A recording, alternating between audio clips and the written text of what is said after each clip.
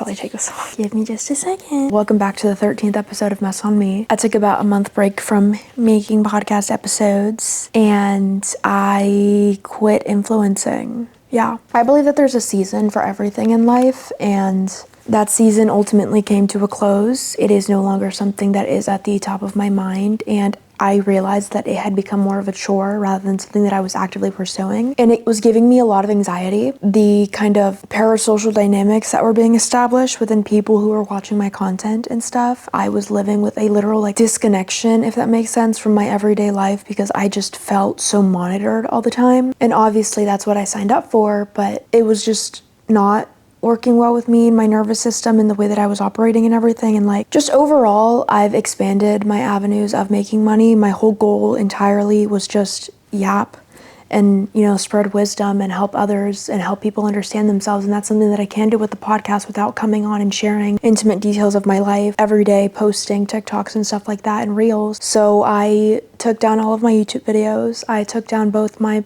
main and spam account on TikTok, archived nearly all of my reels, a lot of my posts too on Instagram, and just created a fresh slate for myself because I've done a lot of changing and a lot of growth in the past 2 years of my life, and I feel as though a lot of my content is very reflective of the person that I used to be, and I want to be able to be myself, if that makes sense. And something my friend pointed out to me before I ultimately decided to make the decision to kind of stop doing that and deactivate everything was that I over-explained myself a lot as if I needed to defend myself for everything that I was doing, and I don't want to be that way because it obviously it's a sign, one, insecurity. The need to justify everything that you're doing to others is just it's a sign of insecurity. It's a sign of weakness to other people. Obviously people know psychology, they know that stuff, but I'm not an insecure person, and it was kind of making me become that way, and I didn't like that whatsoever. I was like, no, absolutely not. It made me feel like I wasn't allowed to be myself, even in my day-to-day life. I was just always kind of hyper vigilant about being watched. And it's one of those things where you don't understand it until you're experiencing it. And I'm not a huge creator by any means, but especially because I do post about God and stuff like that, that does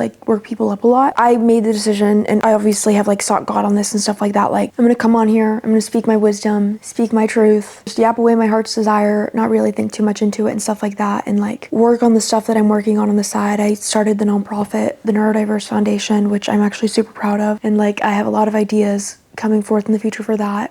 I do have to focus more on the app. I recently released the concept everything on the Instagram page, so I've been working on the marketing for that. And then once I start to get more income, I can put more money into the Neurodiverse Foundation, everything like that, and probably hire an intern or something to post all of that stuff. And I've really shifted my avenues and my direction in life towards being more business oriented and more behind the scenes oriented than being a public figure and somebody who is kind of showcasing my life for entertainment, because I never wanted my life to be entertainment. I wanted to be able to help others, just help other people make a better life for themselves and understand themselves better so that they cannot live as a prisoner of their own mind how I used to. I'll post a cute little photo dump here and there and stuff like that, and I just have my own TikTok account that I'm not trying to monetize or anything like that. It's just where I post for fun and stuff. And I'm gonna do that, and I'll come on the podcast and I'll speak my wisdom and I'll just do all this stuff. But the goal for me was never to uplift myself and to be worshipped. I don't like that feeling. I don't like feeling I don't know how to explain it. It's just this weird feeling, if that makes sense. And I think that being neurodivergent, obviously, is something that has to do a lot with that. But I don't know, I've just gone through, especially the last month of my life, I've gone through a lot of shifts in my mindset. I've made a lot of decisions for myself. I've always said, I feel in the last 2 years, I've grown more in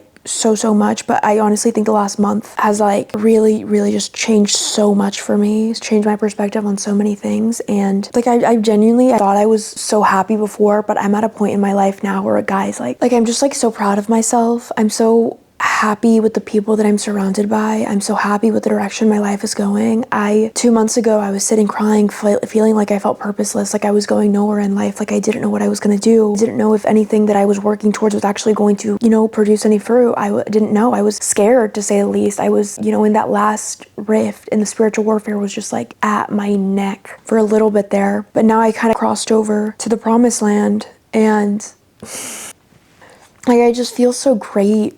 I remember seeing a video on my Instagram that said, God says that once July starts, you're going to take off running. So prepare yourself, because it's go time from here. And that weekend before July 1st, something happened that I won't be sharing, but like made me realize something that like it doesn't matter what happens to me anymore. It doesn't matter what bad thing I get thrown into. I am so rested in God, if that makes sense, that I no longer experience traumatic things. And that doesn't mean bad things don't happen, but it means that my nervous system does not integrate those traumatic things. I realize that spiritual warfare needs your attachment to the trauma to be able to work in your life. That's what it is. Self-sabotage, all this stuff, it comes into your life and it leeches onto your past to justify self-sabotage. That's what your brain does. It leeches onto things that happened to you in your past to justify why something in the future can't be good. But not everyone's the same. Everything that goes on in your life, it's meant to teach you something. And if you want to hold that resentment in your heart and that unforgiveness in your heart, it's only going to rot away your soul. It's only going to rot away you. It's only going to hurt you. Everything that happened in my life, I could have sat there and I could have said, my life sucks. Why does bad shit keep happening to me? All this other stuff, I could have sat there and I could have moped forever, but I never wanted to become a victim to my circumstances. I always wanted to keep my best foot forward, because I'm sorry, if you fuck me over, I am not gonna sit there and I'm not gonna be like, woe is me, how could you do this to me? I have really, really large justice sensitivity. So instead of making myself the victim, I am going to become your worst nightmare. I don't know how to say this kindly and stuff like that, but like, I've realized that I've really just been minimizing myself and softening myself way too much. I've allowed people to underestimate me over and over and over again because I didn't want to come across as mean, when in reality, actions have consequences. It's not my fault that you're operating the way that you are, and it's not my job to be kind to you until you stop, because obviously some people don't learn through kindness. Some people learn through having a mirror shown in their face of who they are, through having a reflection back to them of all their faults that they have. And I'm not here to say that I don't have any faults. I acknowledge my faults 100%. I know that I can be a piece of shit sometimes. I know that I can take things too far, but that's something that I'm well aware of. And when you're well aware of your flaws, you're able to work on them. You're able to do that. And it kind of got to a point where I was so focused on becoming the perfect person that I stopped allowing myself to be me. I stopped allowing myself to be upset about stuff, and kind of come to that realization now of like, no, like I have to stick to my boundaries. I have to stick to my walls. I have to be cutthroat, because I am a person who attracts a lot of attention. And it's not just entirely the way that I look. It is because of the energy that I hold and the frequency that I operate at. My vibe essentially is just like kind of crazy. And I know this because the people that are aligned to me and the friends that I have now also have crazy ass vibes. And it's because they are smart, intelligent women who are stunning, who are beautiful,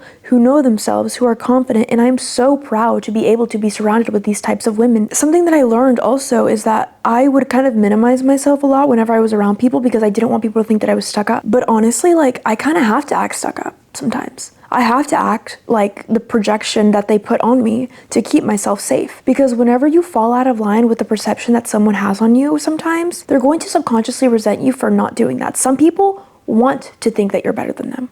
Some people want to feel that way. They want to feel like there's a goal, like a person that they can look up to. You know what I'm saying? So whenever I try to belittle myself and to minimize myself and to shrink myself and say like, no, it's fine, like, and act like I'm afraid of being who I am, of embodying who I am, I'm only doing myself a disservice, because I can help and I can, mentor and give advice to people when they pedestalize me. And I resented that pedestal so much without realizing that that pedestal is the gateway to help people. And as much as I didn't really enjoy influencing full time, and I didn't enjoy having such a tight-knit kind of meshing of my life online, I do enjoy helping others, and I really do enjoy helping people see that like you can get to this pedestal too. You just have to climb a couple steps, but the pedestal still exists, and I can't wipe it away, and I can't drag people up to the stage if they don't do the work to be able to get there themselves. And that's the thing where I'm saying spiritual warfare uses stuff in the past against you. Something that I was really insecure about my entire life was people thinking that I was arrogant, and people thinking that I was full of myself and all this other stuff, because I've never been that way. I've never thought I was anything special my entire life. I was called pretty a lot, and I knew that, by society standards, I do fall in line with what beautiful is, but I never thought that gave me any more inherent value as a human being. I thought that this isn't really anything I worked for. I was just born this way. So who really cares? I feel like looks are skin deep. Looks are not important whatsoever. I might like fashion. I might like beauty because it's genuinely fun for me. It's a literal hobby I have. It's my special interest. But at the end of the day, like whether or not I'm wearing a certain dress, whether or not I'm wearing the cutest new shoes. It doesn't matter what I'm wearing, what I look like, because if my heart's not in the right place, then my heart's not in the right place. And that's something that I wanted to be valued for my entire life. So when people would look at me like I was arrogant, like I was a bad person because of the way that I looked, it was the antithesis of who I was. Quite literally, like I never wanted that to happen. I just had a hobby that I liked. I liked looking good. It made me feel good about myself, but it never changed my heart, and it never made me feel as though I was better than anybody. Not to mention the way that my nervous system is wired, the way that my face looks, everything. Like the tone that I have when I talk makes it sound like I'm arrogant and like I'm stuck up. And honestly, maybe I just need to like embody that. Maybe God created me that way for a certain purpose. Maybe God created me that way because I need to be able to reflect back the lack of, what's the word? Like I don't need to be this like submissive, weak woman. I can fully embody the fact that I am a bitch, but I'm not in the bitch of the sense that I am mean to people for the sake of being mean. I am a bitch in the sense, if you want to come and you want to guilt trip me for something, I'm going to call you out on it. I'm going to question you until your motives are revealed. I'm going to make you look stupid because of the fact that you want to play all these mind games because you're insecure and you refuse to reflect on that within yourself. Oh no, I fear of may have taken it too far this time. Sorry guys, I just got a text from someone that I met when I went out. I've been playing this game recently. You know what? I'm not gonna get into that. I don't think that's something that I should be sharing on here. Goodbye. What was I talking about again? Oh yeah. I can reflect back to people who they are, okay? I think we also have to remember that Jesus also flipped tables. Jesus didn't let people passively manipulate others and tell people what they should be thinking. Jesus was not passive, so why am I gonna be passive? If God created me the way He created me strong, He created me assertive, He created me to be a deep thinker and to have a huge heart. Love is shown in many, many different ways, and the way that I love my friends is holding them accountable to what they say they're gonna do. Before, my friends that I had would always tell me that I was a bitch, that I was, I thought I was better than them, all this other stuff, when in reality, like, I used to think my biggest flaw was how loving I was, because I was insufferably loving. I held the people that I loved to a standard that was very high, not because I wanted them to change and I didn't love them for who they were, but because I get genuinely so upset, not with them in a sense, but I just get a little upset whenever I know someone I love can do better and they're not. It makes me, it lights this fire in me, and it makes me want to like grab them and shake them and hug them and be like, please stop. Like you were literally ripping, like it feels like my skin's being ripped off right now. Like please stop hurting yourself, because when you hurt yourself, it hurts me because I love you.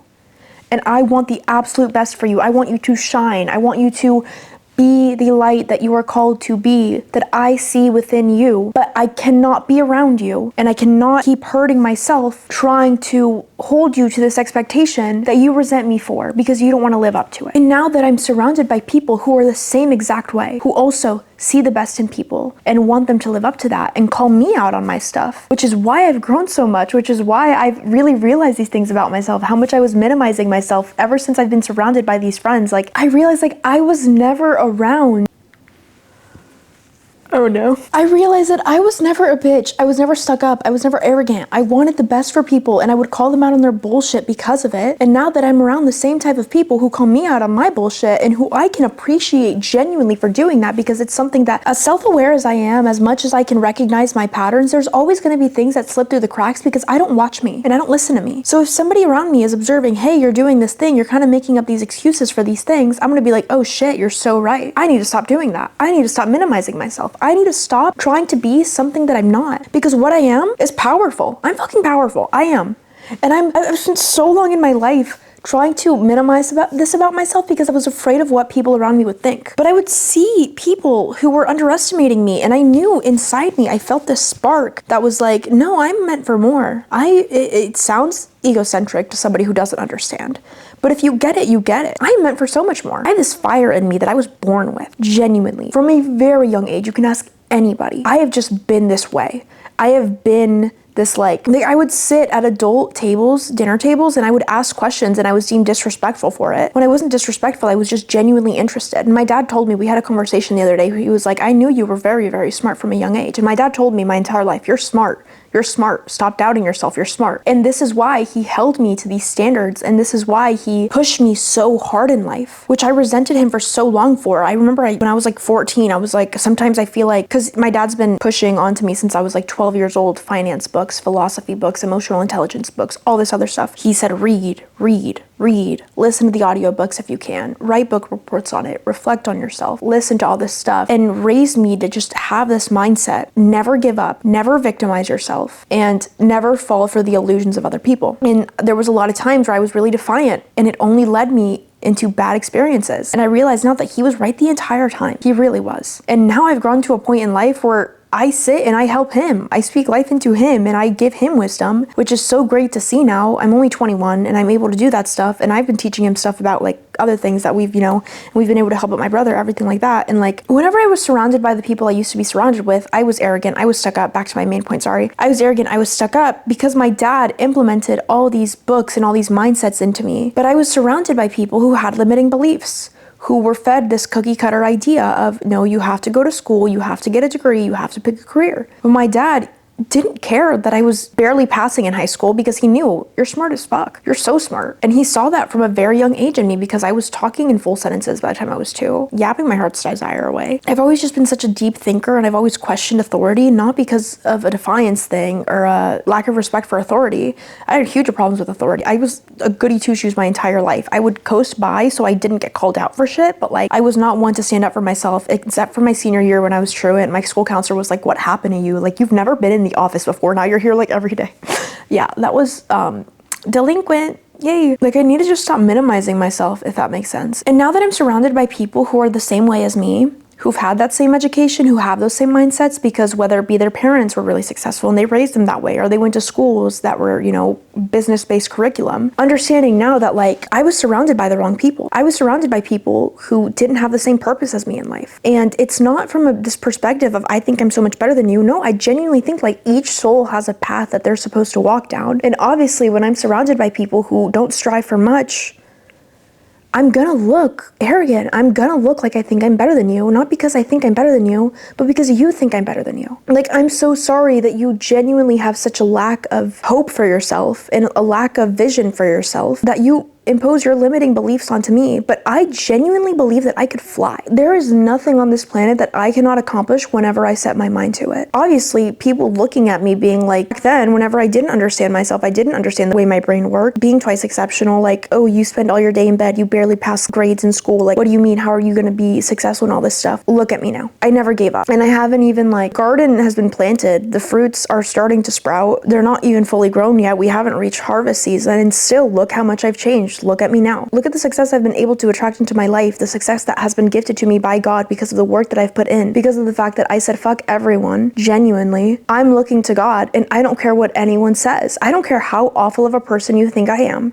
If God says I'm good, then I am good. That's it. People have this idea of Christianity nowadays, and they think that Christianity is supposed to be this cookie cutter thing, and I'm sorry, that's idolizing an aesthetic. Not one for that. I'm one for the real deal. I want God. I want to speak to God himself. I want to have an established relationship with God, like he is right there with me in person, because that's how he is. He's your heavenly father. You can talk to him like he is your dad. I genuinely, I feel like I have 2 dads now. So if people are gonna say things about me, they're gonna say like, oh, you're not Proverbs 31, ew, woo. I'm like, okay, I'm more Proverbs 31 than any other trad wife out there. I'm so sorry, but like, she looks over a field and discerns whether or not it's fruitful. Her husband trusts her. Like, it's all essentially talking about a businesswoman who also is loving and compassionate and content to the house, but she had servants, okay? Proverbs 31 woman, they had a lot of money, so she had maids and servants and stuff to help her out. She rises early dawn because that's just, what you do as a successful person. You get up early in the morning, you start your day, all that stuff. And it can also be different, like, depending on what your sleeping schedule is, all that stuff. Like, some people are more active during the nighttime. Their minds are just, better at thinking. I know that most of the work that I do past midnight because I enter flow state a lot at night, like, deep into the night. I'm not going to allow myself to be judged by people who don't even read their Bibles and who just scroll on Instagram and follow an aesthetic based on, what they think Christianity should look like. And that's another reason I wanted to stop doing TikTok and all this other stuff. Like, the hate that I was receiving was genuinely impacting my life so much, and it was hurting my relationship with God, because every time I knew what God would tell me, but I would get so many things telling me things that were different and that I was wrong and stuff like that, and it just hurt my relationship with God, because it felt like I couldn't trust what I was hearing anymore, and I couldn't trust God, when in reality these people were probably vessels being used by the enemy to spread hate, and that they don't even realize, and that they think that because they're idolizing an aesthetic and that they look the way that Christianity is supposed to be, that they're doing something right, when in reality, like Pharisee spirit. I'm so sorry. Anyway, I won't get too much into that. I don't want to like put people down too much. People's convictions are their own convictions and stuff, and it doesn't really matter. I'm gonna worry about myself, and I think that people should worry about themselves too. You can't replicate soul. Something my friend and I have talked about a lot. You can't replicate someone's purpose. You can't replicate what somebody else is. So I was born and I have this anointing on my life where I am a divalicious, insufferable, high maintenance bitch. I hold people to high standards because I hold myself to high standards. And I don't want to be surrounded by somebody who's going to bring me down. So you either come up with me or you stay where you are. You ascend or you don't. The female bird doesn't sit and help and give constructive criticism on the male bird's dance because she feels bad for him. She just flies away. And that's the metaphor that I think that should be used for everything in life, not just men. Because I don't want a boyfriend. I don't want anything right now. I'm at a point in my life where I'm genuinely so happy with myself and what I am building that I don't want anything with anybody. And I never really thought that I'd be able to get to a point in my life where I'd say that. I always thought that like my heart's greatest desire was love, but genuinely right now, like I found so much love and peace within myself and within the friendships that I've established and within the life that I've built for myself. The passion that I have for what I'm working on, for the people in my life, for the things that I've been doing. I don't need a relationship whatsoever, and I would appreciate protection and stuff like that, but now I have I have guy friends who could do that, you know what I'm saying? Like I don't feel scared when I go out in public anymore. I don't feel that way. Like I'm good, you know? And I'm at a point now where like obviously in the future I do want to be a mother and I want to have kids and all this stuff, but like I really think that I was kind of like not being completely honest with myself in the past and telling myself that I didn't want a relationship and stuff, but like I knew that if a specific person would come and be like, hey, I'd be like, oh my gosh, yay, haha. And now I'm like, no, like even then, no, I don't want anything right now. Not for a while, I don't think. It's the happiest I've ever been. Like, I don't know how to describe this feeling. This feeling is something that I've never gotten in any friendship, in any relationship, in anything other. The only thing that's ever been able to get me to this level of peace and happiness and joy and understanding within everyone in my life is resting in the Lord and looking to Him for everything, allowing me to be shaped by that rod. And the rod shaped me into being more of myself. I always thought that being shaped by the rod meant that like I had to die to my flesh. I had to die to everything. You know what I'm saying? Like I had to operate the way that God wants me to operate. But that's not the case. God wants you to be your soul. God wants you to be who you were before the world told you who you needed to be. And who that was is discerning, perceptive, ambitious, understanding, compassionate, and loving, but also headstrong, bold, assertive. I don't need to walk into a room with my shoulders hunched over. I don't need to walk into the room like I'm not trying to step on anyone's toes. I need to walk into a room like I mean business. I was born on that stage. I might as well put on the best show that I can because people are going to watch anyway. You could either perform the role, if that makes sense, that you were destined to be in your life, because I've always loved performing, if that makes sense. I've always loved like being like headstrong and assertive and all this stuff. I've loved being that way. It's who I am, like on a like soul level. People can try to perform being a certain way, but like you know that thing where it's like you try to be a baddie but you're a cutie patootie. I've tried to be a cutie patootie for so long, and not that I'm not. I think that I do have both aspects within myself 100%, but I don't think that I should be giving everyone free access to the soft side of myself because of just how much I've seen myself get used over and over again when I do that. I need to gatekeep myself more. And that's something that I've realized a lot. Not everyone deserves access to my understanding. Not everyone deserves access to my empathy, because those are very, very huge things about me that God gifted me with, but God did not say give them out all willy-nilly, because that's ultimately only hurting me. And the Lord is my protection, but I also need to not be naive. I need to not be dumb and wish the best upon everyone. Not a lot of people wish the best upon me, at least not people who are insecure. I can sit here and I can say, you know what, I'll pray for you. I'm so sorry for you. I'm so sorry whatever happened to you in your childhood, but I don't need to fix you. I don't need to sit here and I don't need to be understanding about the fact that you're a piece of shit and that you suck. Because how are they ever supposed to realize that they're a piece of shit and that they suck if they don't actually face the fact that they are that way? If they live in this delusion of like, no, like I'm so great, like no wonder like this amazing person is giving me so much empathy and compassion. Like, no, you suck. Fix it, I guess, or don't. Live in your pile of pity for the rest of your life. I don't care. Like everything that I say to the wrong person is going to sound upsetting and it's going to sound bad. But that's the same way the Bible is. Who has the eyes to see and the ears to hear will understand. The Bible is so controversial because it is convicting and it speaks the truth. It is the truth, the way, and the life. Whatever is in that book is the truth. You just have to analyze it correctly and see it without your projections and without your own need to be offended by everything. And that's how I speak. So why am I going to make it seem like that's wrong? Why am I going to minimize myself and soften the words that I say whenever God never softened his words? I don't know. I've just been so happy with the person that I've become recently. I feel like I did it. You know what I'm saying? I made it. I made it through that rough season. 2 entire years of my life where I didn't know how I was going to keep going. And there were so many false starts. There were so many false things where I thought like, oh, like things are getting better again. And then I'd enter another season of like pruning again in isolation. I had an anxiety attack that was so bad. Like I ended up having to sleep with my mom that night and taking like these 2 really like big sleeping pills that like my mom gets from Colombia. I just take 2 of them, and usually one knocks you out cold at least 8 to 10 hours. I just take 2 because I could not, like I was just like having horrible anxiety and panic attacks, like so anxious and stuff. And I woke up the next day and I decided to deactivate everything. And I woke up that morning after the huge anxiety attack, the like feeling of just like, I've never felt farther from God in my life in that moment. And it horrified me. It scared me to genuinely death. I felt so fearful in that moment, and I just kept reading my Bible and kept trying to stick it through. I called my mom. I was like, Mom, I'm really like anxious right now. Can you please come home? And like I just need to like hug or something. Like I don't know what to do. And before, I would have hid in my room, not called on anyone, not called to God a couple years ago, and I would have just had to stick through that on my own. And now I have the ability to go to people, to run to God, although I was experiencing that horrible anxiety, I still felt this underlying sense of peace in it because I knew this too shall pass. I'm gonna go to bed and I'm gonna wake up in the morning and I'm gonna feel fine. And I know that it's because I hadn't slept in a while, and I get really scared when I don't sleep for a while because the psychosis that I was in was induced by not sleeping, and because I was so anxious for so long. And so whenever I feel really like excruciatingly tired, whenever I go over like 30 hours without sleeping, I start to get really bad panic attacks and anxiety attacks because of the PTSD of that feeling of like drowsiness and tiredness. It just feels like my mind's gonna snap again, and I can't do it. So I get really weird about my sleep and stuff now because I know that like I need to sleep. And the whole reason I couldn't sleep is because I was so anxious, but I was so anxious because I couldn't sleep. So it was just this circle going in circles of me having like panic attack after panic attack. And then finally I read my Bible. I was able to sleep like 20 to 30 minutes until my mom got home, gave me that sleeping pill, and then sat and like hugged her and fell asleep. I won't get into much as to why the anxiety attacks and stuff like that happened. I just know that like that last week the warfare was horrible.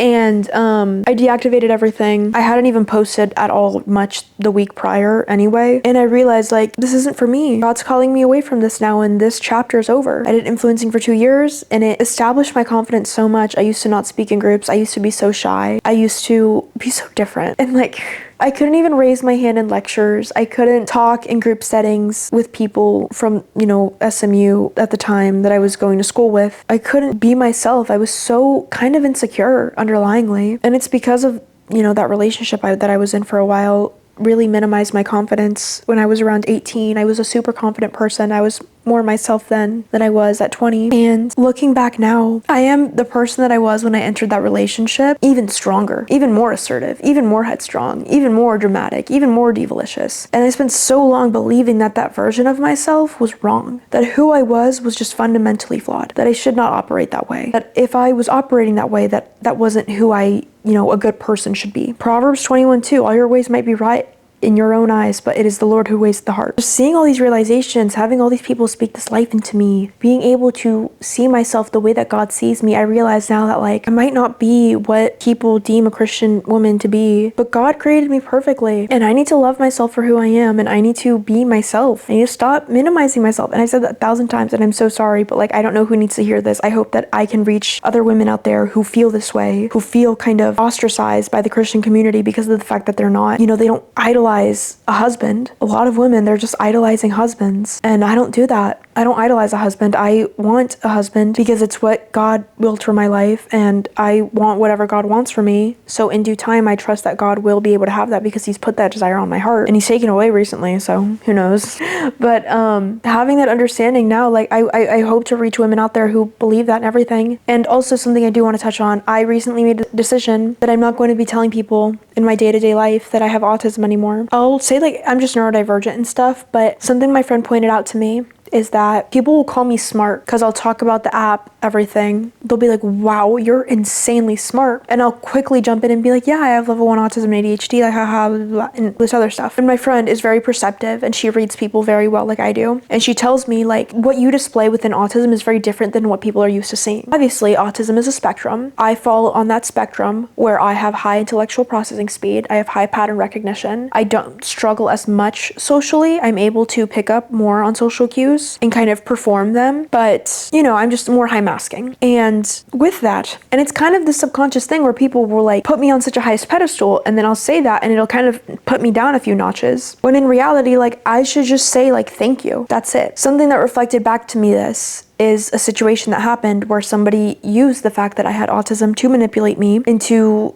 some things. Like I want to talk about this, but I don't want to like say what happened, if that makes sense. Like I just don't like want to like, you know, share too much because that's just like not fun. And basically like because of the fact that I openly talked about how I have autism, about like the psychosis, about everything, because I was too trusting, they were essentially just like, oh, you know, this will be easy. Realizing that and having that happen, I don't feel any trauma from it. Like I said, like I'm not going to use it as a way to be like, oh my gosh, wait, is bad that stuff happened to me? No, I felt it, I processed it, I sought God on it. I'm good now, truly, genuinely, it's okay. But it taught me that I can't be open about that stuff. At least not when I'm talking to people who I just met. My friends that I have around me and stuff are very, very good friends. They read people and they protect me very well. And I'm so grateful for that, genuinely. But that's just, you know, I'll probably get into that more on the next episode. I do want to kind of talk more about the research and stuff that I've done with the app, everything in the next episode, so stay tuned for that. My camera is about to die, so I kind of want to finish this before it does. My camera did die, so I'm going to get into everything on the next episode with the app, stuff I've learned about autism, ADHD, neurodivergence in general, and how I've been able to really navigate everything. I no longer need headphones whenever I go out. The ability to mask is just very different. My auditory processing stuff has gotten so much better, all within changing my diet, and I do really want to go in depth on that and my experience with that. And all of the regression it feels that I've experienced since getting my diagnosis has been completely wiped away. And it feels like I just have so much more capacity to do things now. I haven't hit burnout in months, and it's all because I regulated my nervous system. I realized how to eat everything the way that, you know, food and gut health